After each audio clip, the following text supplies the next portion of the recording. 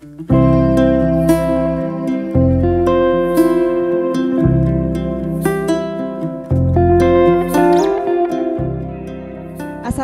warahmatullahi wabarakatuh. Selamat pagi, salam sejahtera untuk kita semua. Shalom, Om Swastiastu, Namo Buddhaya, salam kebajikan, salam kebangsaan. Yang terhormat Direktur Politeknik Pelayaran Surabaya, Kapten Dian Wadiana MM. Yang kami hormati jajaran struktural dan fungsional Politeknik Pelayaran Surabaya. Yang kami hormati para dosen, para pegawai dan taruna-taruni Politeknik Pelayaran Surabaya, serta para guru, orang tua dan adik-adik siswa-siswi SMA dan SMK yang berantusias mengikuti acara ini. Alhamdulillah, puji syukur kita panjatkan kehadirat Tuhan Yang Maha Esa, Allah Subhanahu wa Ta'ala, karena atas berkat dan rahmat-Nya lah kita masih bisa berkumpul untuk bersama-sama mengikuti kegiatan sosialisasi seleksi penerimaan calon taruna atau yang lebih dikenal dengan Si Pencatar tahun 2021 Politeknik Pelayaran Surabaya dalam keadaan sehat walafiat meski harus dilaksanakan secara virtual. Tak lupa sholawat serta salam selalu kita panjatkan kepada junjungan kita Nabi besar Muhammad SAW yang kita nantikan syafaatnya pada hari akhir nanti. Bismillahirrahmanirrahim. Assalamualaikum warahmatullahi wabarakatuh. Salam sejahtera, selamat pagi, swalom, Om Swastiastu, Namo Buddhaya, salam kebajikan.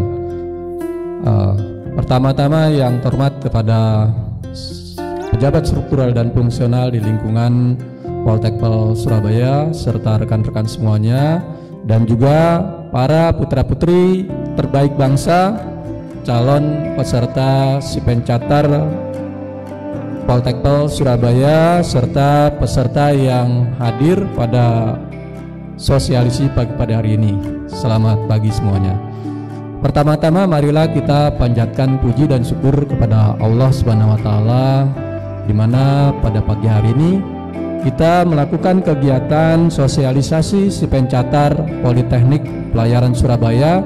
Semoga mendapatkan berkah amal ibadah, di mana pada bulan Ramadan ini kita berharap curahan berkah dan rahmatnya.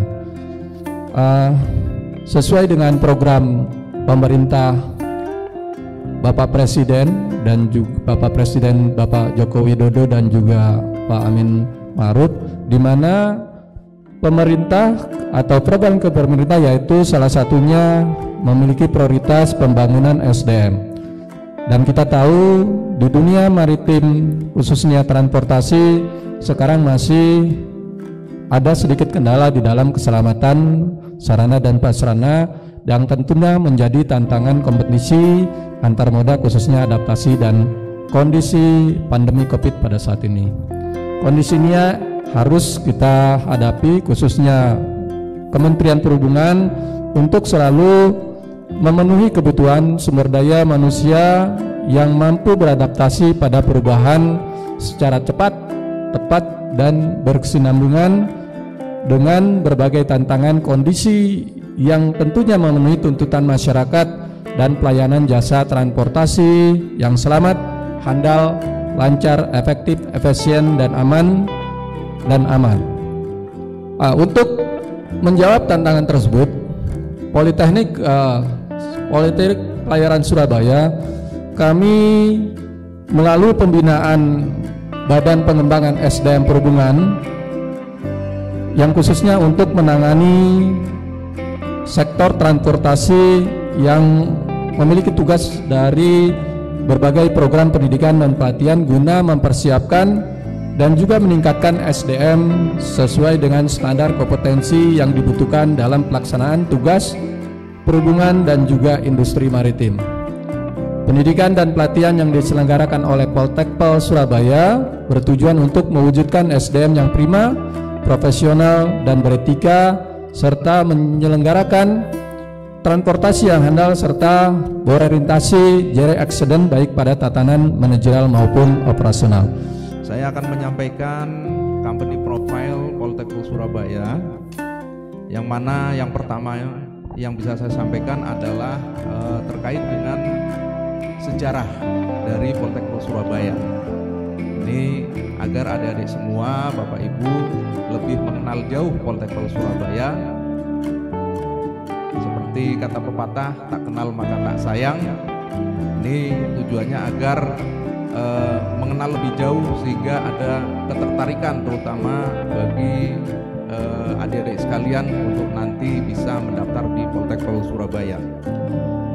Poltekkes Surabaya dalam sejarahnya mengalami 4 kali perubahan nama. Yang pertama di tahun 1982 bernama BPLP, yaitu Balai Pendidikan dan Latihan Pelayaran. Politeknik Pelayaran Surabaya mempunyai visi misi. Visinya adalah menjadi pusat pendidikan transportasi laut bertaraf internasional. Kemudian misinya adalah melaksanakan pendidikan dan pelatihan di bidang pelayaran sesuai dengan standar nasional dan internasional. Kemudian juga kami melaksanakan penelitian ilmiah dalam industri pelayaran dan pengabdian kepada masyarakat. Kemudian kami juga melaksanakan pembinaan sikap mental, moral, dan kesamaptaan kepada peserta didik. Kemudian kami meningkatkan profesionalisme sumber daya manusia Politeknik Pelayaran Surabaya dalam mendukung pelaksanaan Tridharma Perguruan Tinggi. Kemudian juga kami mewujudkan sarana dan prasarana pendidikan dan pelatihan sesuai dengan perkembangan iptek. Dan juga kami melaksanakan pengelolaan keuangan yang transparan dan akuntabel. Next. Berikutnya beberapa capaian kinerja yang sudah dicapai oleh Politeknik Pelayaran Surabaya. Kami di tahun 2019 telah memperoleh predikat WBK, yaitu wilayah bebas korupsi. Unit kerja BLU dengan penerapan pola tata kelola terbaik di tahun 2016, predikat Prima Madya, penilaian pelayanan Prima, kemudian terbaik pertama unit kerja eselon 3, dan seterusnya sampai dengan yang sudah tadi kami sampaikan. Kami mendapat predikat wilayah bebas korupsi, yang kemudian kami juga mendapat nominasi untuk WBBM tahun 2020. Ini mudah-mudahan untuk berikutnya kami bisa mencapai predikat prestasi untuk mendapatkan WBBM. Mohon doa restunya. Kemudian juga terkait dengan program yang dilaksanakan di Poltekkes Surabaya. Yang pertama adalah diklat pembentukan. Nah, diklat pembentukan ini adalah program pendidikan dan latihan pembentukan yang berasal dari taruna. Jadi kalian kalau mendaftar calon taruna nanti diterima, maka ini akan masuk ke dalam diklat pembentukan. Dan seperti yang sudah tadi disampaikan oleh Bapak Direktur bahwa kami mempunyai 7 program studi. Yang pertama program Diploma 4 Teknologi Rekayasa Operasi Kapal. Yang kedua Diploma 4 Teknologi Rekayasa Permesinan Kapal. Yang ketiga Diploma 4 Teknologi Kelistrikan Kapal. Yang keempat Diploma 4 Transportasi Laut.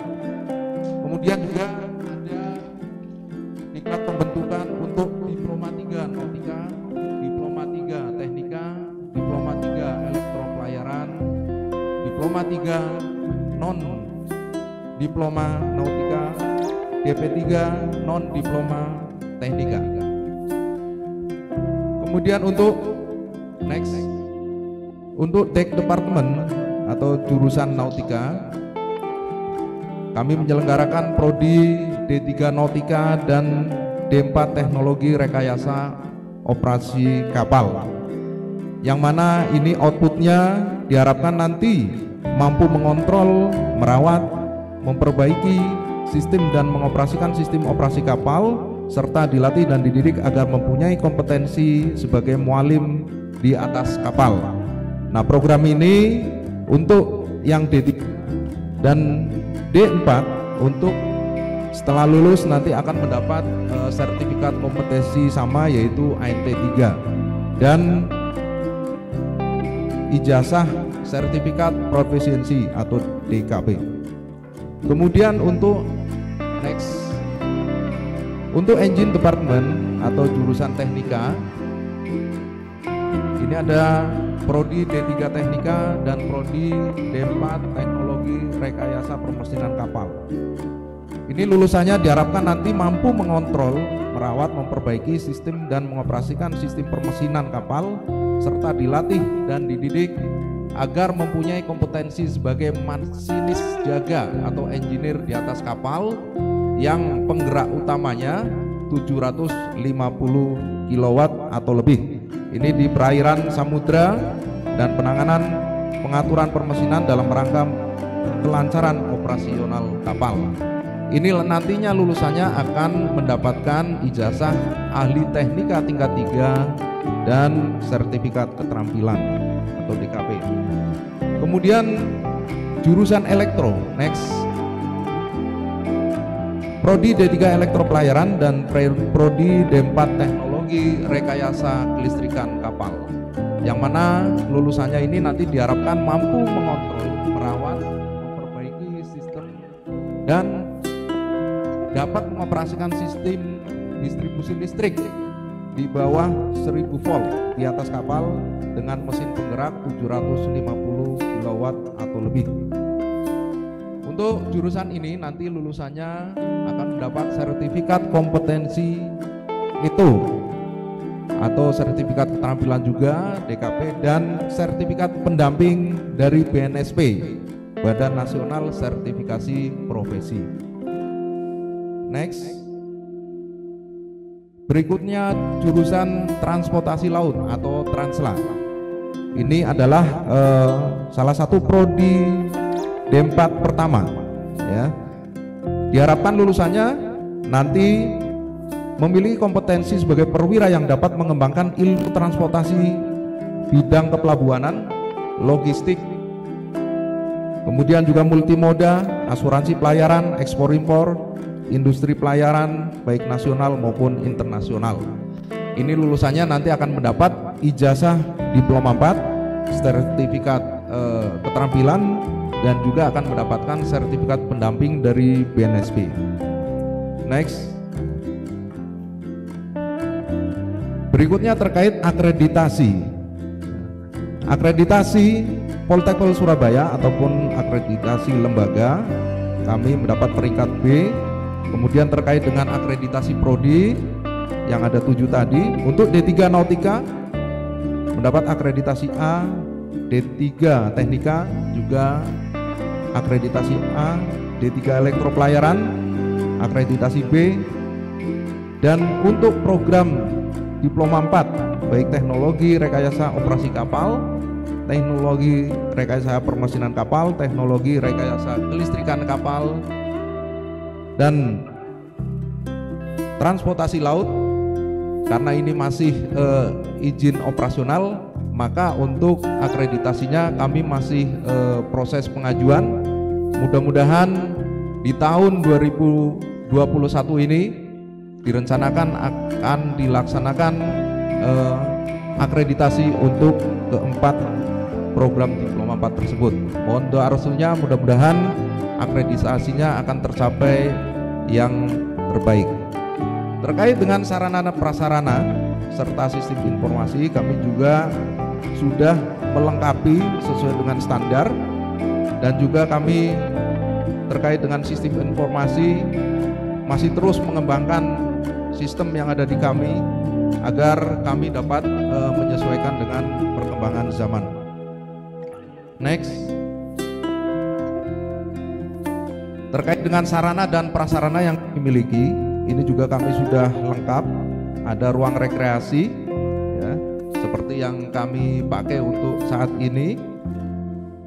Kemudian ada ruang asrama Taruna, tempat tinggal Taruna ber-AC. Kemudian ada kantin Taruna juga. Kemudian ada penyediaan air minum Kangen Water di dalam asrama. Kemudian juga ada pusat layanan Taruna. Kemudian ada ruang terbuka hijau. Kemudian sarana prasarana lainnya juga kami sudah lengkap, baik itu yang mendukung kegiatan di perkantoran maupun di kegiatan pendidikan, kegiatan keterampilan.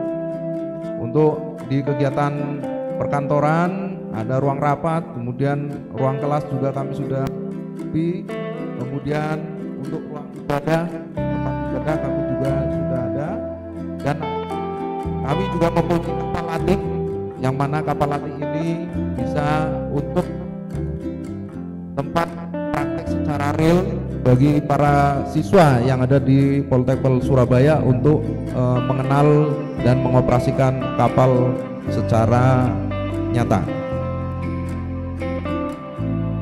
Kemudian juga terkait dengan sarana prasarana yang mendukung lainnya untuk fasilitas kegiatan olahraga dan ekstrakurikuler lainnya, kami juga sudah menyediakan lengkap.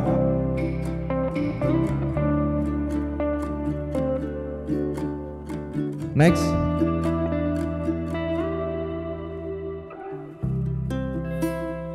Nah, terkait dengan menjalin kerjasama yang kami lakukan, Politeknik Surabaya ada beberapa kerjasama dengan dalam negeri maupun dengan luar negeri. Nah, ini tujuannya untuk pengembangan kami baik dalam kurikulum maupun dalam pengembangan dosen.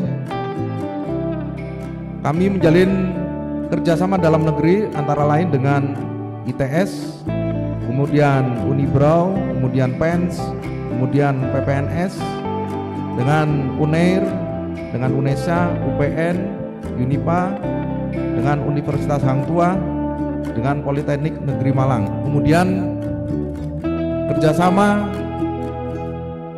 luar negeri, kami juga melaksanakan kerjasama luar negeri dengan World Maritime University atau WMU, kemudian dengan Kumamoto University Jepang, kemudian dengan Philippine Merchant Marine Academy, kemudian dengan Netherlands Maritime Institute of Technology, kemudian dengan University Malaysia Tengganu dan STC Belanda. Next.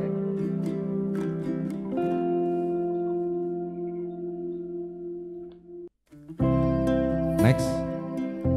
Terkait dengan kegiatan ekstrakurikuler yang ada di diklat pembentukan atau di Taruna,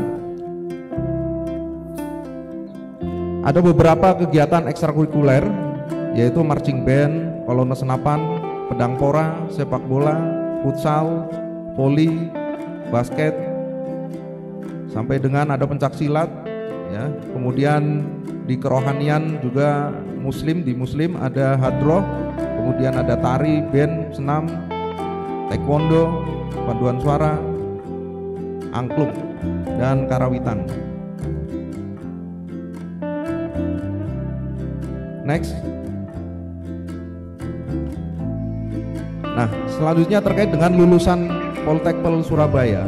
Nah, setelah lulus tadi baik diploma, untuk diploma 4 belum ada lulusan, untuk diploma 3 selama kami meluluskan taruna-taruni berdasarkan aplikasi Tracer Study berbasis Android, kami memonitor bahwa rata-rata masa untuk mendapat pekerjaan itu kurang lebih 3 bulan. Ini memang di dunia industri pelayaran baik di dalam negeri maupun di luar negeri ini sangat banyak yang menyerap lulusan-lulusan dari kami. Rencana pengembangan Politeknik Surabaya ini kami merencanakan beberapa pengembangan untuk update kurikulum, yang mana tadi sudah kami sebutkan di awal, kami selalu mengupdate kurikulum untuk mengikuti perkembangan zaman, kemudian ratifikasi MLC, kemudian pemenuhan simulator, kemudian juga merencanakan kebutuhan kompetensi SDM, kemudian juga kami mengembangkan untuk membangun komunikasi efektif dengan PT dalam negeri dan PT luar negeri, kemudian meningkatkan penerapan ISO, kemudian juga kami meningkatkan kualitas lulusan juga, kemudian kami memberikan program diklat keterampilan khusus tambahan sesuai dengan STCW 78. Kemudian juga kami menjalin komunikasi dengan ikatan alumni. Ini sangat penting karena dari alumni dapat mensupport ataupun memberikan pengalaman-pengalamannya ataupun dapat juga merekrut daripada lulusan-lulusan dari Poltekpol Surabaya. Assalamualaikum warahmatullahi wabarakatuh. Perlu saya sampaikan pula bahwa kami ini saat ini berada di Politeknik Pelayaran Surabaya. Saya bersama Pak Wadir Satu ini berada di ruang rekreasi. Kalau nanti adik-adik sekolah di sini masuk di ruang rekreasi ini seolah-olah tidak seperti kampus. Jadi kayak kalau kita masuk seolah-olah kita berada di Trans Studio. Jadi kami ini berdua sekarang ini duduk di tengah-tengah jalan, ya, di tengah jalan dengan suasana yang tidak membosankan.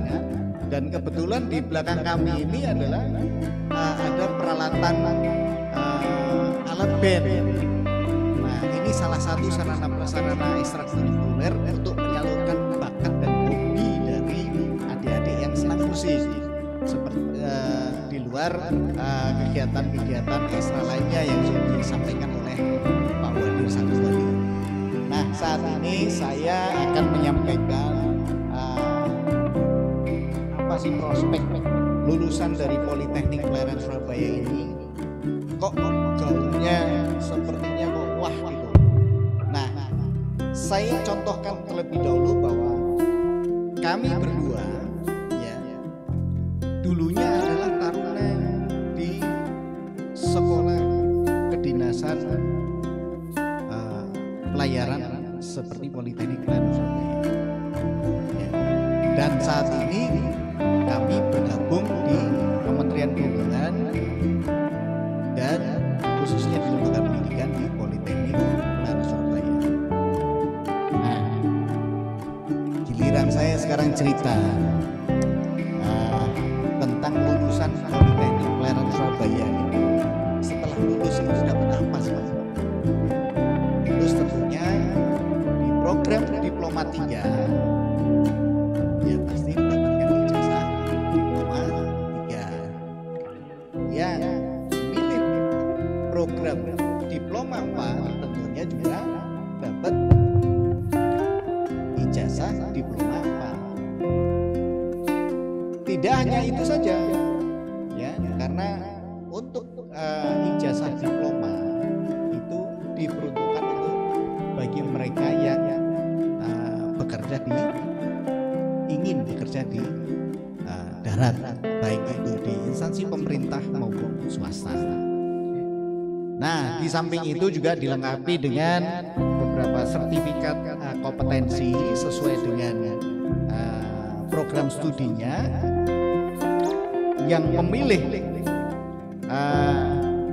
program studi baik Diploma 3 maupun Diploma 4 dari program studi Nautika maupun Nautika yang Diploma 3 dan TROK Diploma 4 itu mendapatkan sertifikat kompetensi ahli Nautika tingkat 3. Kemudian yang jurusan atau program studi teknika dan mendapatkan sertifikat kompetensi ahli teknika tingkat 3. Demikian pula yang program studi elektro pelayaran atau elektro technical officer. Selain sertifikat kompetensi, dilengkapi pula dengan sertifikat keterampilan sebagai pendukung sertifikat kompetensi baik yang nautika maupun yang teknika serta yang elektro pelayaran. Ya, contohnya kayak DST, AFF, MC dan lain sebagainya. Nah, ini sertifikat keterampilan di bidang keselamatan di laut atau di kapal, ya, baik bagaimana cara penanganan apabila terjadi sesuatu di kapal, terus kemudian bagaimana cara menangani secara medis awal, ya, dengan pelatihan medical first aid, ya, medical care, dan bagaimana cara berkomunikasi dengan kapal-kapal lainnya atau dengan beberapa instansi yang ada di darat, yaitu pelatihan yang menjadi asesor dan sebagainya. Kemudian untuk kepemimpinan pun untuk di atas kapal, baik yang nautika maupun teknika juga ada pelatihan yang diajarkan, yaitu pada pelatihan BLM maupun ERM. Kemudian selain sertifikat kompetensi di bidang kelautan ataupun sertifikat keterampilan laut sesuai dengan STJW tahun 1978 yang telah diamandemenkan tahun 2010, ya, yang diadopsi, ya, pada tahun 1978 melalui konferensi di organisasi internasional Maritime Organization, ya, di bawah PBB, ya. Kita juga dilengkapi dengan sertifikat BNSP, yaitu sertifikat yang dikeluarkan oleh Badan Sertifikasi Profesi melalui LSP yang kita miliki, karena kita juga maksudnya Politeknik Pelayaran Surabaya ini juga mendapatkan lisensi dari BNSP menjadi suatu lembaga sertifikasi profesi, ya, untuk melaksanakan sertifikasi kompetensi kerja di luar kompetensi dan keterampilan yang sudah kita sampaikan atau yang sudah diberikan oleh para lulusan, ya. Kemudian selain ini, ya, sudah tentu kalau selesai kuliah itu pasti ada transfer nilai, ya, tapi ada pula kita lengkapi dengan surat keterangan pendamping ijazah, ya. Nah, surat keterangan pendamping ijazah ini adalah surat pernyataan resmi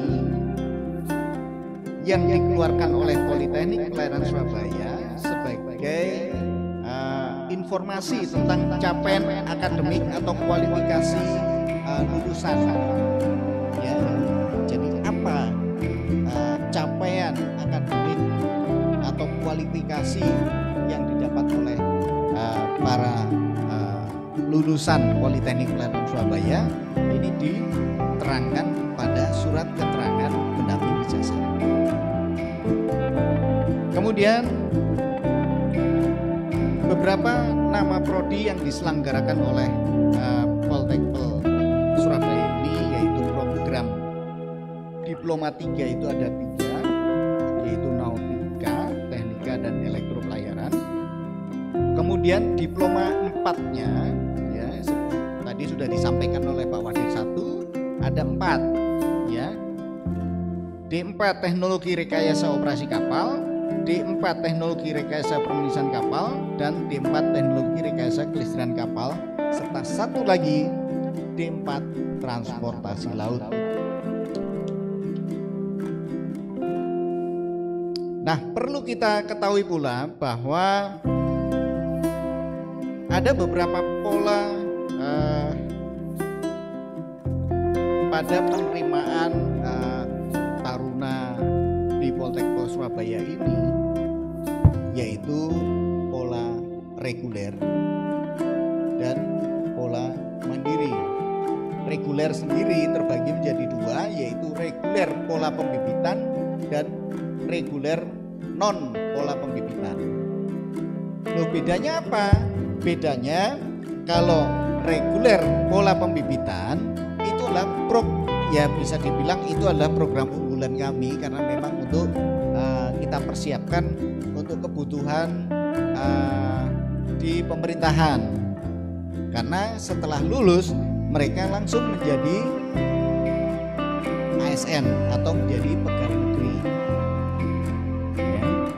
Kemudian untuk yang reguler non pola pembibitan dan pola non reguler.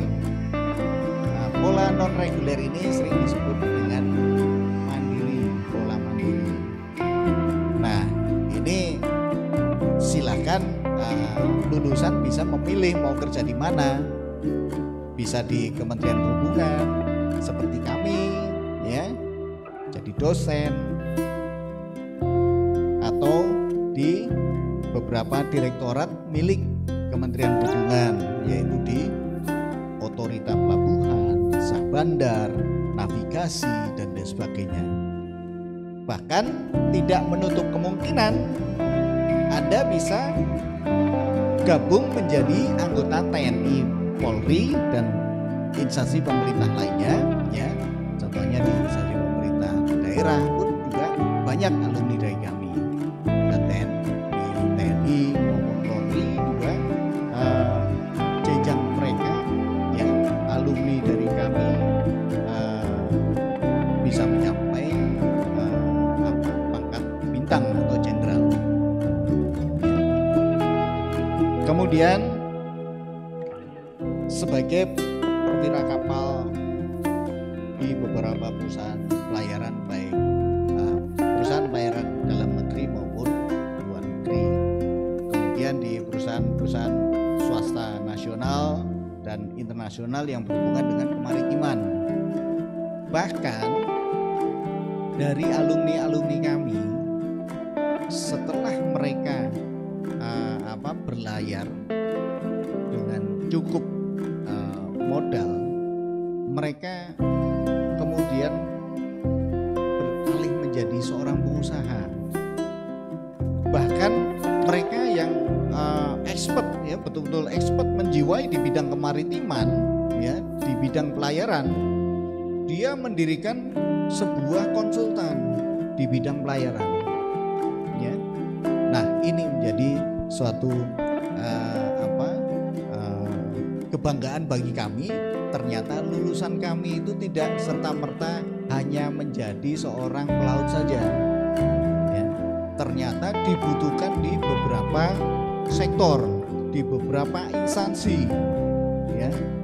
Itulah lulusan dari kami. Nah, perlu kita sampaikan pula apa yang sudah saya sampaikan tadi, bahwa di bidang pekerjaan, khususnya di Kementerian Perhubungan, ya, yang mereka akan bergabung menjadi pegawai negeri atau ASN, ya, aparatur sipil negara, ya, ASN itu, ya, di Kementerian Perhubungan sendiri bisa bekerja di direktorat, ya, ada di Dirjen Perhubungan Laut, di Direktorat Lalu Lintas Angkatan Laut, dan direktorat lainnya di bawah Kementerian Perhubungan. Nah, kalau kami ini yang di Politeknik Pelayaran Surabaya ini itu di bawah Badan Pengembangan SDM Perhubungan, ya, singkatannya adalah BPSDM Perhubungan, ya. Nah, ini bagiannya untuk mendidik, ya, adik-adik, ya, untuk menjadi apa yang Anda inginkan, terutama di bidang pelayanan. Kemudian di Sah Bandar, saat ini kepala-kepala Sah Bandar itu lulusan dari pelayaran. Salah satunya adalah di Politeknik Pelayaran Surabaya. Kemudian di Otorita Pelabuhan, ya. Kemudian di perguruan tinggi di lingkungan BPSDML, ya. Seperti contohnya saat ini direktur kami pun juga mantan nakoda dulu, ya, sebelum bergabung di Kementerian Perhubungan, ya. Beliau sudah keliling kemana-mana dan saat ini dipercaya untuk menjadi menjadi Direktur Politeknik Pelayaran Surabaya. Dan kami juga mantan pelaut. Ya. Pak Wadir satu ini dulu mantan Kepala Kamar Mesin atau Chief Engineer. Sama halnya saya juga kebetulan yang duduk di sini ini orang mesin semua. Ya. Nah sekarang saya menjadi pengelola akademik ya, bersama Pak Wadir satu. Ya. Kemudian program reguler non pembibitan dan mandiri. Di mana tempat bekerjanya?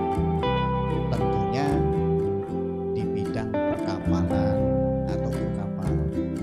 Bisa di kapal-kapal BUMN, kapal perusahaan pelayaran, swasta dalam negeri maupun swasta luar negeri. Nah, sampai tahun 2020 Polteknik Surabaya sudah bekerja sama dengan beberapa perguruan tinggi dan perusahaan pelayaran lainnya, ya, baik BUMN, swasta dalam negeri maupun luar negeri. Itu sudah lebih hingga 150 bentuk kerjasama seperti yang sudah disampaikan oleh Pak Wadir satu tadi. Nah, beberapa perusahaan pelayaran yang sudah bekerja sama ini ya bisa para pemirsa lihat, ditunjukkan beberapa kapal yang dikelola oleh perusahaan-perusahaan yang bekerja sama dengan kami, yaitu Pertamina, kemudian American Line, kemudian PT Pelni dan sebagainya. Kemudian dari sisi kompetensi sektor transportasi laut, daftar kualifikasi kebutuhan peta jabatan okupasi sektor transportasi laut, ya, dengan kualifikasi lalu lintas dan angkutan laut, bidang lalu lintas dan angkutan laut dalam atau luar negeri, dengan jabatan dari mulai senior planner sampai dengan beberapa manajer baik operasional, marketing, armada, keuangan dan administrasi. Kemudian kualifikasi di kepelabuhanan bidang terminal peti kemas. Ya. Nah, ini bisa jadi asisten kargo supervisor sampai ke senior PFSO. Kemudian di bidang pengerukan dan reklamasi, ya, mulai dari senior perencanaan, supervisor channel service dan sebagainya. Kemudian pengembangan usaha, ya, jadi manager ship, repairman sampai dengan DPA, ya.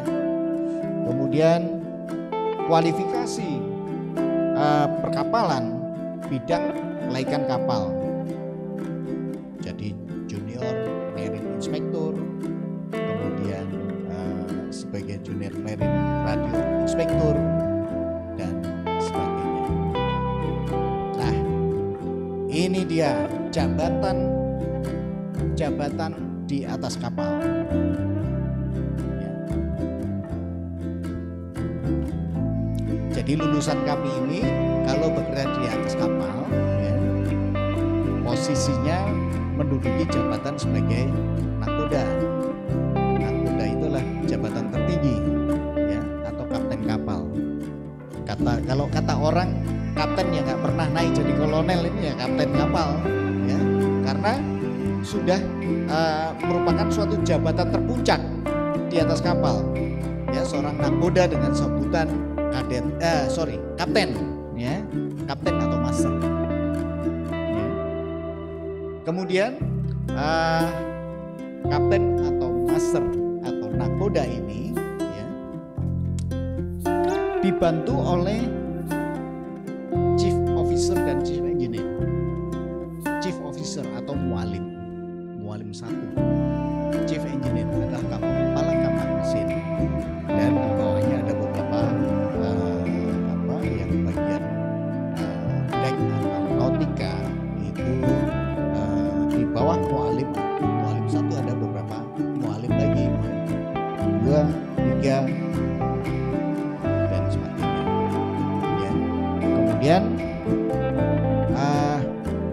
bagian mesin ya, yang dipimpin oleh chief engineer atau masinis atau kepala kamar mesin itu membawai beberapa masinis pula, yaitu masis 2, masis 3 dan sebagainya. Nah tentunya anak-anak taruna kami ya, taruna Polteknik Surabaya ya, begitu praktek di atas kapal, mereka statusnya menjadi seorang kadet sesuai dengan program studinya ya, baik di nautika maupun di teknika. Nautika prakteknya di kapal bagian dek ya, kalau teknika di kapal bagian mesin ya.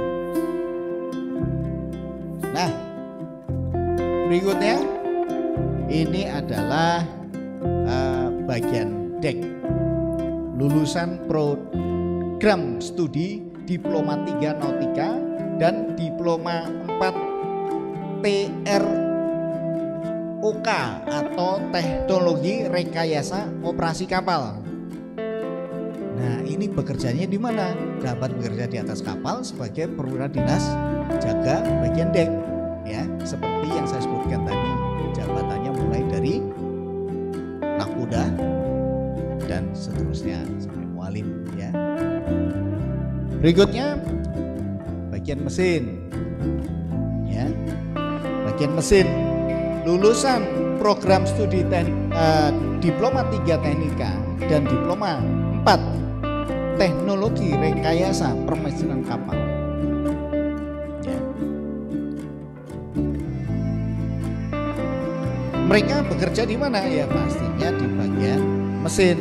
Dan perlu kita pahami pula bahwa yang bagian mesin ini ya, bagian mesin ini sampai kapanpun mereka tidak bakal bisa jadi nakoda, karena jabatan tertinggi di kapal itu sebagai chief engineer atau kepala kamar mesin ya, yang mengkomandoi para masinis di kapal ya, sebagai leadernya bagian mesin ya. Berikutnya bagian elektro pelayaran atau electro technical officer. Nah bekerja di atas kapal sebagai electro technical officer yang saat ini di atas kapal masih nomenklaturnya namanya menjadi elektrisan. Nah, para lulusan electro technical officer ya, ini setelah bekerja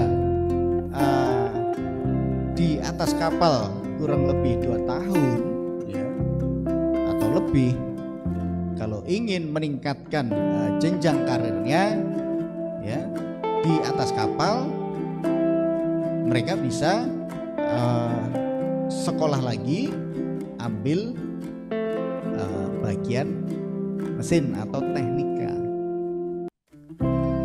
Nah ini jenjang karirnya bisa sampai ke chief engineer. Jadi jenjang karirnya sama dengan yang bagian mesin atau bagian teknika. Hanya saja bedanya jenjangnya itu melalui elektro, yang satunya jenjangnya melalui mesin ya. Dan saat ini lulusan itu baru ada di Politeknik Pelayaran Surabaya saja. Dan untuk elektro ini begitu masuk tidak nunggu lama-lama, para perusahaan pelayaran sudah pada mendekat merayu-rayu pada kita, Pak tolong bagi saya elektronya. Langsung diikat oleh mereka ya, dengan gaji yang menggiurkan. Rata-rata mereka yang membutuhkan elektro technical officer ini adalah dari perusahaan-perusahaan asing, karena karena itu adalah sudah merupakan suatu aturan internasional yang dikeluarkan oleh organisasi Maritime Organization tadi ya. Jadi perlu kita sampaikan bahwa lulusan kami ya, sertifikat kepelautan, sertifikat kompetensi kami diakui di seluruh dunia. Mau bekerja di mana saja, di negara mana saja bisa ya, dengan bekal sertifikat kompetensi dari Politeknik Pelayaran Surabaya. Kemudian ini merupakan program studi khususnya mencetak lulusan yang dipersiapkan untuk bekerja di darat ya, yaitu program studi transportasi laut atau Marine Transportation Department. Nah, mereka lulusannya dapat bekerja di shipping business atau bisnis pelayaran atau pemilik kapal, agen pelayaran dan lain sebagainya ya. Kemudian di bidang logistik ya, di pergudangan, multimoda transportasi, ekspor impor dan sebagainya. Kemudian freight forwarding, kemudian di BUMN, di Pelindo, Pertamina, Pelni, ASDP dan sebagainya. Saya adalah Siti Fatima dari Subbag Ketarunaan dan Alumni Politeknik Pelayaran Surabaya. Siang hari ini saya ingin memberikan sedikit wawasan kepada adik-adik yang ada di rumah dan Bapak Ibu sekalian yang sudah hadir melalui virtual terkait seleksi penerimaan calon taruna Politeknik Pelayaran Surabaya yang saat ini telah dibuka mulai tanggal 9 April sampai dengan tanggal 30 April nanti. Jadi jangan Anda melewatkan untuk pendaftaran ini karena waktunya tinggal 15 hari lagi, jadi tinggal 2 minggu lagi. Siapkan persyaratan-persyaratan yang sudah ditentukan dan jangan lupa pendaftaran dilakukan secara online. Baik, yang ada di rumah saya akan menjelaskan sedikit tentang wawasan seleksi penerimaan calon taruna di Badan Pengembangan Sumber Daya Manusia Perhubungan Kementerian Perhubungan, khususnya di Politeknik Pelayaran Surabaya. Untuk seleksi penerimaan calon taruna yang ada di Politeknik Pelayaran Surabaya, ini adalah salah satu UPT yang ada di BPSDM Perhubungan yang seluruhnya berjumlah 12. Khusus untuk perguruan tinggi yang ada di perhubungan ada 10. Salah satunya adalah Politeknik Pelayaran Surabaya yang terletak di Jawa Timur. Jadi Bapak Ibu semua dan adik-adik yang ada di rumah, jika berlokasi di sekitar Jawa Timur, Anda sudah tepat untuk memilih dan bergabung dengan universitas atau perguruan tinggi Politeknik Pelayaran Surabaya. Jadi kami adalah satu-satunya perguruan tinggi di bawah Kementerian Perhubungan yang ada di Jawa Timur. Dan untuk pelaksanaan seleksi penerimaan calon taruna ini, persyaratannya sudah bisa dilihat di pengumuman yang sudah disampaikan di tanggal 9 kemarin. Persyaratannya salah satunya adalah Anda harus warga negara Indonesia. Saya yakin Anda yang akan mendaftarkan adalah warga negara Indonesia dan minimal berumur 16 tahun dan maksimal berumur 23 tahun. Tinggi badan 160 cm untuk laki-laki dan 155 cm untuk wanita. Dan catatan, Anda harus berbadan sehat, tidak cacat fisik, kemudian Anda juga tidak boleh buta warna, dan bagi calon taruna tidak boleh bertato, begitu juga bagi calon taruni, kecuali yang mengikuti kegiatan keagamaan. Kemudian persyaratan umum lainnya bisa dilihat di pengumuman yang resmi sudah disampaikan di web BPSDM maupun di web Poltekkes Surabaya. Kemudian pada saat pendaftaran Anda wajib mengikuti pendaftaran secara online. Namun jika ada kesulitan pendaftaran, Anda bisa datang ke Politeknik Pelayaran Surabaya. Nah, Tadi sudah disampaikan oleh Bapak Direktur, begitu juga oleh Bapak Wadir 1 dan Bapak Kabak, bahwa tahun ini di Kementerian Perhubungan, di bawah BPSDM Perhubungan, Politeknik Pelem Surabaya juga akan menerima calon taruna dalam beberapa pola.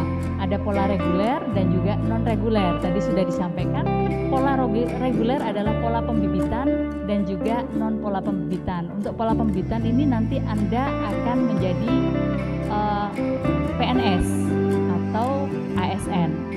Nah, untuk pendaftarannya saat ini yang tanggal 9 sampai tanggal 30 itu adalah untuk ASN. Jika nanti Anda tidak beruntung di pola pembibitan, jangan patah semangat, jangan kecil hati, karena nanti Anda juga masih bisa bergabung dengan pola reguler. Jika nanti pada saat proses pelaksanaan seleksi kemampuan dasar atau SKD Anda gagal, Anda bisa melanjutkan untuk mendaftar kembali ke pola reguler. Dan nanti juga masih ada kesempatan lagi di pola non reguler atau mandiri.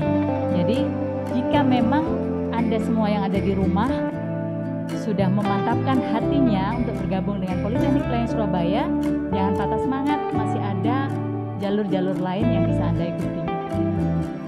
Dan untuk reguler dan mandiri akan dibuka setelah pelaksanaan pola pembibitan ini diumumkan. Jadi pada saat SKD nanti selesai diumumkan, akan ada pengumuman untuk pendaftaran pola reguler. Selanjutnya, jalur pola pembibitan tadi sudah disampaikan bahwa pola pembibitan ini pembiayaannya akan dibiayai oleh APBN. Namun hanya sebagian, untuk yang lainnya tetap dibiayai oleh taruna masing-masing, seperti contohnya permakanan dan juga kehidupan di kampus. Kemudian perlengkapan yang juga dipakai oleh taruna itu dibiayai oleh taruna sendiri. Sedangkan untuk reguler juga sama, namun untuk biaya per semesternya dibayar oleh taruna sendiri. Kalau untuk mandiri, seluruh biayanya dibebankan kepada tarunanya masing-masing. Selanjutnya adalah persyaratan untuk pendaftaran dari D4, TROK maupun D3 itu sama dari SMA atau MA IPA sederajat, bisa juga dari SMK Pelayaran Niaga, bisa juga dari SMK Pelayaran Kapal Penangkap Ikan, khusus jurusan Nautika, Kapal Penangkap Ikan. Dan untuk yang TRPK sama dari SMA IPA atau sederajat, SMK Pelayaran Kapal Niaga jurusan Teknika Kapal Niaga, kemudian SMK jurusan Teknik Mesin, Teknik Otomotif, Teknik Elektronika, kecuali yang tidak boleh Teknik Audio Video dan Instrumentasi Medik. Kemudian teknik ketenaga listrikan, teknik pendingin dan tata udara, teknik perkapalan untuk program keahlian teknik instalasi permesinan kapal, teknik instrumentasi industri, SMK Pelayaran Kapal Penangkap Ikan jurusan Teknika Kapal Penangkap Ikan. Nah, ini perlu dicatat ya, bedanya dengan tahun yang kemarin, ada tambahan untuk yang D4 TRPK maupun D3 Teknika dan juga D4 TRKK dan D3 itu ada tambahan jurusan yaitu teknik instrumentasi industri. Kemudian untuk yang teknologi rekayasa kelistrikan kapal atau D3 itu sama untuk jurusannya dari SMA atau MA IPA. Beruntung bagi Anda yang di SMA-nya adalah jurusan IPA. Anda bisa memilih di keempat-empatnya, tapi catatan bagi Anda yang sudah memilih salah satu prodi tidak bisa memilih prodi yang lain. Jadi setiap siswa hanya memiliki satu kesempatan saja untuk bergabung dan memilih prodi.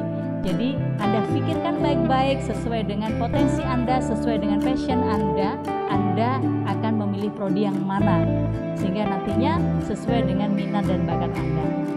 Kemudian yang untuk D4 transportasi laut sama SMA, MA, IPA dan juga ini catatan bisa dari IPS atau sederajat.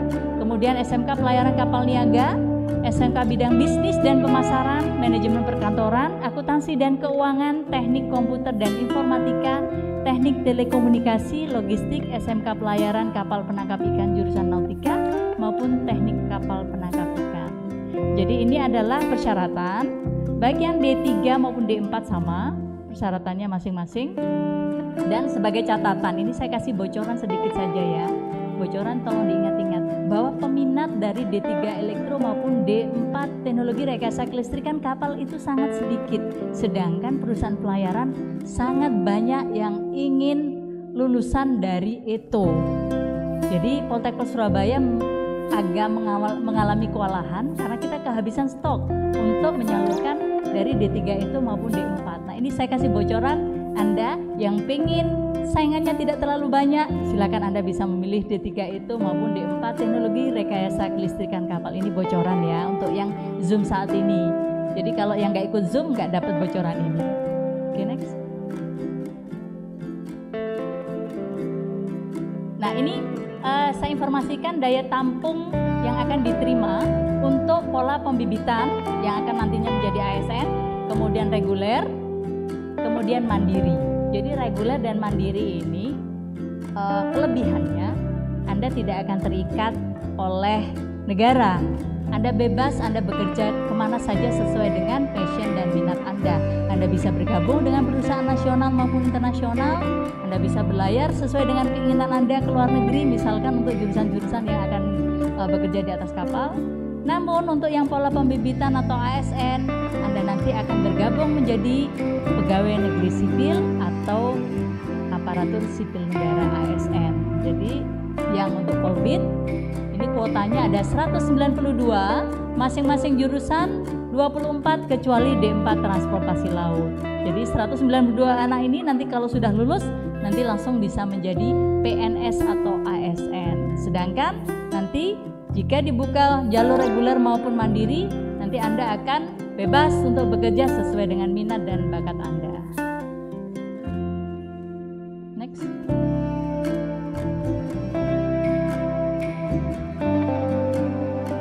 Ya, nanti akan kami buka sesi pertanyaan-pertanyaan yang bisa Anda pahami sehingga nanti Anda mudah untuk mendaftar dan nantinya apa yang Anda pilih sesuai dengan hati nurani dan memang keinginan Anda sendiri. Nah, ini Anda bisa lihat di website atau media sosial Poltekpol Surabaya maupun BPSDM bahwa jalur untuk penerimaan pola pembibitan ini melalui online. Anda bisa buka websitenya BKN yaitu SSCASN digdin.bkn.go.id. Anda buka dan kemudian Anda membuat akun Anda sendiri dan akun tersebut Anda bisa buka sampai nanti pengumuman kelulusan. Kemudian jangan lupa Anda harus menginput NIK dan password yang sudah didaftarkan. Dan catatan email jangan berganti. Jadi ingat betul baik-baik email Anda yang Anda daftarkan. Nantinya seluruh informasi akan masuk ke dalam email Anda tersebut. Kemudian sampai dengan Anda mengupload, kemudian setelah Anda nanti diverifikasi, baru nanti Anda akan bisa mencetak kartu ujian dan nanti akan diumumkan siapa-siapa yang bisa lulus seleksi administrasi. Jadi setelah Anda mendaftar, jangan berharap Anda pasti lulus, tidak. Ada seleksi administrasi jika memang jurusan Anda tidak memenuhi, berkas-berkas Anda yang Anda upload tidak sesuai, nanti tidak bisa diterima pada saat seleksi administrasi dan ini akan menghambat Anda untuk mengikuti seleksi-seleksi selanjutnya. Jadi pada saat penguploadan berkas itu adalah hal yang paling utama, jangan sampai salah, dan juga email Anda, nomor telepon Anda, semuanya yang Anda cantumkan harus benar-benar sesuai. Anda betul-betul cek kembali sehingga nanti pada saat dari tim menghubungi itu tidak kesulitan. Nah, ini mungkin sekilas terkait dengan alur yang akan dilaksanakan pada saat pendaftaran awal. Karena nanti seleksinya bukan hanya ini, seleksinya ada seleksi SKD, seleksi TPA, seleksi psikotes, kesamaptaan, kemudian interview maupun seleksi kesehatan. Jadi itu seleksi-seleksi yang akan Anda lalui. Ada 2 tahapan untuk yang pola pembibitan ini. Tahap 1 yaitu SKD, tahap 2 yaitu seluruh seleksi yang tadi sudah saya sebutkan. Next.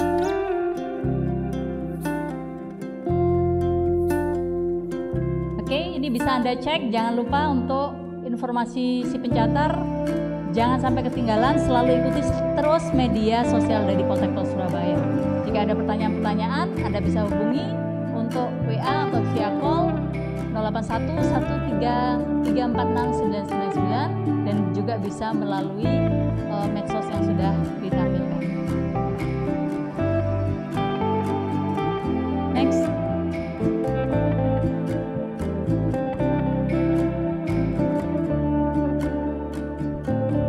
Ya. Jika Anda kesulitan pada saat pendaftaran, Anda bisa langsung datang ke Poltekkes Surabaya. Akan dibuka dalam waktu 15 hari ini. Poltekkes Surabaya akan membuka pendaftaran dan memberikan informasi-informasi helpdesk terkait hal-hal seleksi penerimaan calon taruna dari pagi sampai dengan jam kerja, dan juga nanti ada sesi-sesi khusus Sabtu Minggu yang juga akan membantu Anda-Anda yang kesulitan dalam kegiatan si pencatar ini. Dan ini biaya seleksi si pencatar yang harus Anda siapkan. Jadi pada saat seleksi ini Anda siapkan 150.000 untuk pendaftaran. Selanjutnya jika nanti Anda lulus SKD, Anda siapkan untuk seleksi tahap 2 yaitu sejumlah 2.145.000. Jadi selain 150.000 nanti Anda sisanya harus menyiapkan untuk seleksi tahap 2. Next. Ya. Nah, ini secara garis besar untuk tarif diploma 3 dan diploma 4 dari Anda semester 1 sampai dengan semester 6 dan semester 8 untuk yang diploma 4. Jadi sampai dengan selesai untuk yang diploma 3 itu sejumlah polbit sekitar 95 juta dari awal masuk sampai dengan selesai. Kemudian mohon maaf, untuk yang diploma 3 jalur polbit 72 juta, untuk yang diploma 3, yang diploma 4 95 juta. Kemudian untuk yang jalur reguler non polbit diploma 3 90 juta. Kemudian yang diploma 4 117 juta. Kemudian untuk jalur yang non reguler atau mandiri 119 juta. Kemudian yang diploma 4 160 juta. Ini selama pendidikan dari awal masuk sampai dengan selesai. Program diploma 4 lama studi kurang lebih 4 tahun. Program diploma 3 lama studi 3 tahun. Sebelum itu kami akan memaparkan terkait dengan gimana sih cara mendaftar khususnya untuk jalur pola pembibitan ini. Akan kami mulai dengan apa saja dokumen yang perlu disiapkan, karena ini seringkali menjadi pertanyaan di awal-awal. Jadi sebelum adik-adik mengakses portal atau web SSCN, perlu adik-adik ketahui bahwa beberapa dokumen perlu disiapkan dalam 2 format. Ada satu format JPG dan satu lagi dalam format PDF. Terkhusus untuk yang format JPG yang perlu adik-adik siapkan adalah pas foto berlatar belakang merah, jangan lupa. Pas foto berlatar belakang merah dan harus terlihat dengan jelas. Ukurannya dari minimal 120 KB sampai dengan 200 KB maksimal. Kembali lagi kami ingatkan bahwa ada beberapa pendaftar yang fotonya tidak terlihat jelas, kami mohon maaf karena itu merupakan syarat dari BKN. Kemudian bagi adik-adik yang sudah memiliki KTP atau yang sudah berusia 17 tahun bisa mengupload KTP. Apabila yang belum mempunyai KTP bisa mengupload KK dengan ukuran file maksimal 200 KB. Kembali lagi, mohon seluruh file yang akan diupload bisa terlihat dengan jelas. Dan yang ketiga yaitu file tanda bukti pembayaran dan menyertakan nama serta nomor seleksi, atau kalau di portal itu nomor registrasi yang tertera di situ. Jadi jangan lupa nama, kemudian nomor registrasinya juga disertakan. Apabila adik-adik membayarnya melalui teller, saat di teller disampaikan bahwa di keterangan harus ada nama dan nomor registrasi adik-adik. Kemudian ukuran maksimal dari file tanda bukti pembayaran ini adalah 200 KB. Nah, apa sih yang harus disiapkan dalam format PDF? Yang harus disiapkan dalam format PDF ada ijazah bagi adik-adik yang memang sudah mempunyai ijazah. Kemudian Untuk adik-adik yang masih kelas 12 atau yang sudah ujian tapi ijazahnya belum keluar, bisa menggunakan nilai rapor dari semester 1 sampai 5. Dari semester 1 sampai 5 saya ulangi, jadi bukan semester 5 aja ya yang diupload, dan dihitung nilainya bukan hanya di semester 5 tapi semester 1 sampai dengan semester 5 khusus di nilai pengetahuan. Kemudian untuk file ijazah atau raport ini ukuran maksimalnya adalah 700 KB. Jadi yang diupload mohon di-scan. Untuk ijazah adalah bagian depan dan bagian belakang yang menunjukkan nilai. Untuk raport pun juga seperti itu, dari semester 1 sampai semester 5 di-scan dijadikan satu file, kemudian diupload dengan ukuran maksimal 700 KB. Kemudian file kedua yang dalam bentuk format PDF ini adalah gabungan dari beberapa dokumen, yaitu surat keterangan belum pernah menikah yang ditandatangani oleh lurah atau kepala desa sesuai dengan domisili adik-adik. Jadi bukan surat keterangan ini bukan adik-adik yang tanda tangan ya atau orang tua yang tanda tangan, tapi dari lurah atau kepala desanya. Kemudian surat pernyataan kedua yaitu surat pernyataan yang diupload di portal SSACN, yaitu surat pernyataan sanggup tidak menikah selama pendidikan. Jadi salah satu ketentuan di Polteknik Surabaya yaitu selama masa pendidikan adik-adik calon taruna ini tidak boleh menikah. Jadi kemudian itu dibuktikan dengan surat pernyataan bahwa sanggup tidak menikah selama mengikuti pendidikan dan diberi materai Rp10.000. Untuk format pernyataan ini bisa adik-adik download di website sipencatar.debhub.go.id. Kemudian surat pernyataan yang kedua yaitu surat pernyataan menyetujui hasil sipencatar. Dan yang ketiga yaitu surat pernyataan calon taruna-taruni, di mana dalam surat pernyataan ini banyak beberapa hal yang memang harus adik-adik ketahui dan adik-adik nyatakan diterima dalam surat pernyataan tersebut. Baik, kami akan masuk ke teknis bagaimana pendaftaran dalam portal dari SSACN bkn.go.id. Mungkin untuk alur pendaftaran tadi sudah disampaikan oleh Bu Siti Fatimah bahwa adik-adik bisa mengakses ke portal sscasn.bkn.go.id. Jadi yang pertama dilakukan adalah akses portal sscasn.bkn.go.id. Nah, setelah portalnya terbuka, adik-adik bisa lihat di bagian tengah bawah ada 3 pilihan. Cukup klik yang Dikdin. Jadi Dikdin ini adalah pendidikan kedinasan maksudnya. Setelah Dikdin itu kita klik, kita akan ditampilkan halaman Dikdin, portal Dikdin khususnya, dan silahkan klik daftar.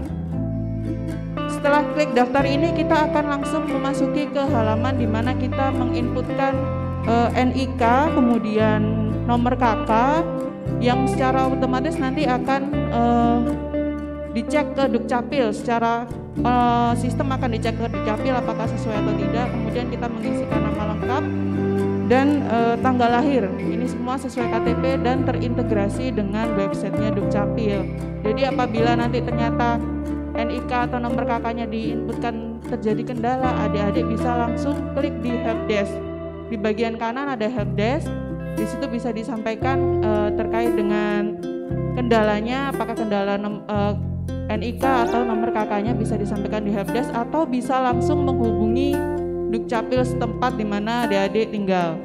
Nah, setelah kita mengisi semua yang ada di halaman pendaftaran akun ini, adik-adik mengisi CAPTCHA, di mana ini adalah proses security dari sistem di SSCASN, dan dilanjutkan dengan klik lanjutkan. Otomatis sistem akan memverifikasi data yang adik-adik masukkan. Dan selanjutnya masuk ke halaman berikutnya, yaitu adik-adik akan masuk ke halaman untuk mengisi data diri. Data diri adik-adik tolong diisikan dengan benar, tolong diteliti sekali lagi apakah emailnya, apakah nomor handphonenya, dan pengamanan untuk passwordnya sudah sesuai, dan tolong untuk diingat-ingat baik username maupun email dan password yang adik-adik daftarkan di portal SSCASN ini, karena itu nanti yang digunakan untuk ke tahapan-tahapan berikutnya. Setelah kita isi semuanya, di terakhir kita tetap harus memasukkan CAPTCHA dan kita klik lanjutkan, maka adik-adik akan masuk ke halaman untuk konfirmasi data yang sudah adik-adik inputkan tadi. Di sini perlu adik-adik ketahui bahwa seluruh data yang masuk masih bisa untuk diedit ulang kalau masih di tahapan ini. Jadi kalau ada kiranya data yang belum sesuai, bisa di back, adik-adik bisa kembali, kemudian dikoreksi untuk dilakukan pembetulan. Dan apabila adik-adik ternyata setelah adik-adik cek sudah yakin, silahkan untuk adik-adik klik ke proses pendaftaran akun. Nah, saat kita klik proses pendaftaran akun ini, kita akan dihadapkan pada satu message dari sistemnya, di mana message ini mengingatkan kita bahwa kesalahan yang ada pada tahap ini menjadi tanggung jawab pendaftar dan tidak bisa diperbaiki setelah menyelesaikan pendaftaran akun. Jadi tolong berhati-hati, dicek kembali seluruh datanya apakah sudah sesuai atau belum, karena ini menjadi salah satu langkah awal untuk bisa lulus di seleksi administrasi. Setelah adik-adik yakin dan klik proses pendaftaran akun, adik-adik akan mendapatkan halaman informasi akun yang sudah didaftarkan tadi. Jadi ada nama, kemudian nomor sesuai KTP, nomor NIK kalian, kemudian nama sesuai ijazah, kemudian tempat tanggal lahir dan lain-lain sebagainya. Nah, ini baru kartu informasi akun. Di sini baru mendaftar untuk akun SSC ASN. Belum sampai ke tahap berikutnya untuk memilih sekolah dan lain sebagainya. Jadi saat sudah memiliki kartu ini, langkah berikutnya yaitu adik-adik melakukan swafoto atau kita mengenal sebagai selfie. Nah, selfie ini kita membawa kartu informasi akun ini dan KTP yang kita gunakan untuk mendaftar. Nah, ini untuk yang join di Zoom mungkin bisa melihat contohnya, yaitu kita menghadap ke depan beserta kita tunjukkan kartu informasi akun tadi dan KTP kita. Kemudian kita foto dan ini di-upload ke portal SSC ASN. Setelah kita melakukan swafoto, langkah berikutnya kembali lagi ke portal SSC ASN dan di situ kita bisa login, atau kalau tadi belum logout kita bisa langsung pilih untuk upload foto swafoto kita upload dan bisa klik berikutnya. Nah, di halaman selanjutnya yang kita harus isi yaitu tentang sekolah yang akan kita pilih. Nah, tadi Bu Siti Fatimah sudah menyampaikan bahwa kita hanya diberi kesempatan untuk memilih satu sekolah saja di setiap kementerian. Apabila saya memilih di Poltekbel Surabaya, saya tidak akan bisa memilih di sekolah lain, baik itu di Kementerian Perhubungan maupun di kementerian lainnya. Jadi saat di tahapan inilah adik-adik menentukan pilihan mau sekolah di mana dengan jurusan apa, dan ini tidak bisa diganti.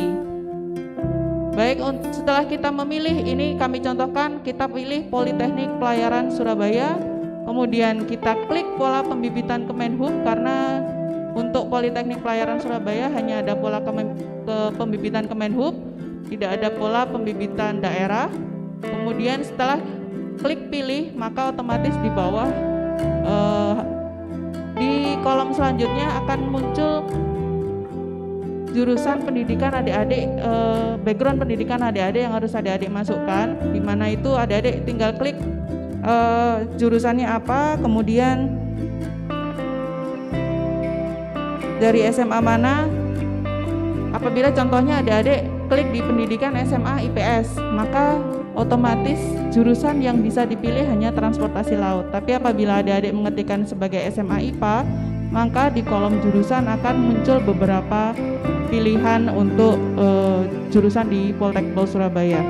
Kemudian adik-adik memilih di mana lokasi tesnya, apakah di Poltekbel Surabaya atau di tempat lain, karena untuk tesnya adik-adik tidak harus di Poltekbel Surabaya, bisa di lokasi yang terdekat dengan adik-adik tinggal.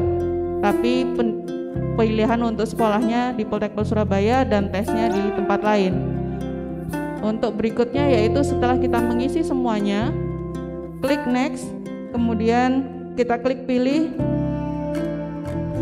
dan berikutnya kita harus mengisikan nilai rata-rata ijazah atau nilai rapot bagi yang belum punya ijazah ya. Jadi gimana cara menghitungnya? Seluruh nilai di semester 1 kita total dulu, nilai semester 2 kita total dulu, sampai dengan nilai semester 5 kita total dulu. kemudian adik-adik bagi dengan 5. Tata cara penghitungan nilai ini ada di portal cipencatar.debhub.go.id, bisa di-download, dan di situ ada contohnya bagaimana tata cara perhitungan nilai rapot maupun nilai rata-rata ijazah. Dan setelah kita mengisi nilai rata-rata ijazah ini, kita wajib mengisikan CAPTCHA lagi, kemudian klik selanjutnya. Dan berikutnya kita akan memasuki ke halaman untuk pengisian biodata diri, di mana pengisian biodata diri ini biodata adik-adik, berikut juga dengan biodata orang tua, yang antara lain juga mengisi dengan suku bangsa, kemudian tinggi badan adik-adik, kemudian golongan darah, hal-hal yang sifatnya memang biodata pribadi. Kemudian di halaman berikutnya, ini juga kita perlu untuk memasukkan nomor kontak orang tua, kemudian nomor kontak kita. Jangan lupa kontak yang disertakan adalah kontak yang aktif, karena apabila ada hal yang mendesak yang mengharuskan kami untuk menghubungi adik-adik, kami bisa tetap berkomunikasi melalui jalur sesuai dengan yang ditetapkan oleh Kementerian Perhubungan. Kemudian adik-adik mengisi data diri orang tua dan klik selanjutnya apabila sudah selesai diisi semua kolom-kolom yang ada di portal tersebut. Tanda bintang merah ini artinya adalah wajib diisi, tidak boleh dikosongkan. Jadi kalau adik-adik klik selanjutnya tapi ada message bahwa ada yang belum diisi, tolong dicek lagi satu persatu kolomnya, karena tanda bintang merah ini mewajibkan adik-adik untuk mengisinya. Kemudian klik selanjutnya. Di halaman berikutnya yaitu ini, di halaman yang adik-adik harus upload dokumen-dokumen yang tadi di awal saya sudah jelaskan, ada 2 format, ada JPG dan PDF. Ini adik-adik bisa upload dokumen-dokumen yang dibutuhkan sesuai dengan kolom-kolomnya masing-masing, jadi jangan tertukar ya. Semisal tadi saya melihat ada yang bukti bayarnya diisi KTP, diisi scanan KTP, dan terbalik antara KTP dan bukti bayar. Itu mungkin harus jeli, harus hati-hati, dipastikan mungkin nanti pada saat melakukan scanning dokumen dinamai sesuai dengan dokumen yang di-scan. Jadi semisal foto ya kalian kasih nama foto, jadi saat upload tidak terjadi kesalahan atau tertukar. Kemudian setelah semua dokumen ini adik-adik upload, bisa klik selanjutnya.